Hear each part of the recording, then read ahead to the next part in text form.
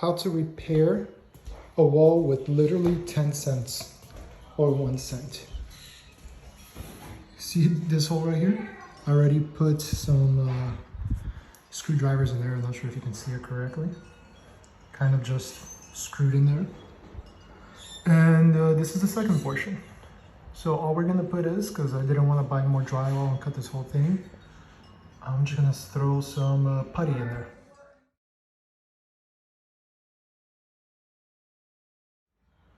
All right, guys, so all you have to do is patch it up as dirty and sloppy as you want.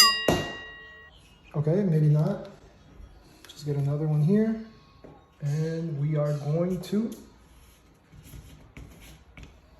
add it in there. Don't worry, it's gonna settle in there just fine. We just needed like a hole for the back. We didn't have anything. And you know, that's pretty much it. That's all we do. Look at this one right here. There we go. See, you don't have to buy drywall. You can literally repair for 10 cents. All right, guys, until next time. This is Daniel on the repair. Dan, the repairman.